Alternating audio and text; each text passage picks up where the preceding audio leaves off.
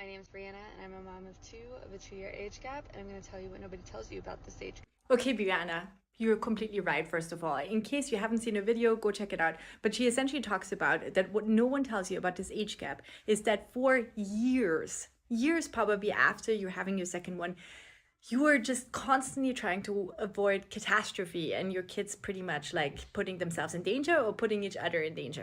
So I have friends that have like a 3-year, 4-year, 5-year age gap, and that's a completely different ballgame already. Because if you're a parent too, you know how fast the kids are developing, right? Like 6 months later, if they're 6 months older, for instance, than they were just like 6 months ago, they're already completely different human beings. So, anyways, just to give you an example too, I have two boys, they're 2 and 4 right now.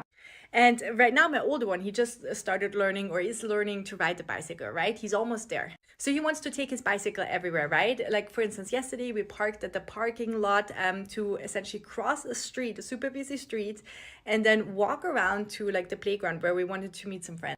And my younger one, of course, he has to take his balance bike everywhere. He has to do everything that his older brother is doing. When I say everything, I mean everything. And he's 2. He's not 4 years old. So obviously some of the stuff that his older brother is doing, he just can't do yet. But he doesn't care about that at all. And of course, he's in his terrible twos right now. And so has a lot of rage and anger. Is also different from his older brother, but so, it's very hard to negotiate with him. I have to use hostage negotiation tactics sometimes, and I literally listened to a hostage negotiation book expert that like was negotiating with hostages back when he worked at the FBI. But I digress.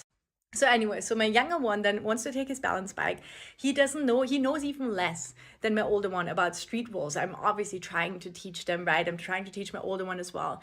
But just the amount of stress and the amount of you have to be on it. No, doesn't matter how tired you are. It really does not matter. You got to be on it for every second almost of the day. Because if you're just slacking off for like 1 millisecond, it can be so fast that something can happen, right?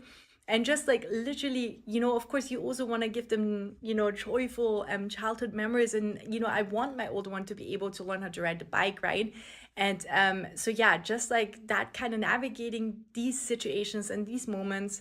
And like now we are of course training our older one. We're about to, oh my gosh, we're about to like potty train him as well.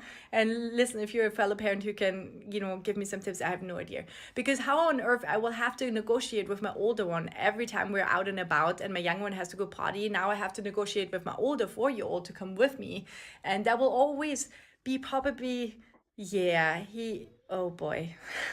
Anyways, so essentially, yeah, that's something that I feel like no one told me about the age gap. On the other hand, I mean, they are like best buddies, like they definitely are also, and I can see how they just love playing together for like long periods of time. But then also just for us parents right now, because they usually when we go out they run in opposite directions, or and I don't have like eyes on the back of my head. It's a challenge. Yes, I heard it does get easier if you have older kids already. Let me know, because right now we're just surviving. We're just surviving.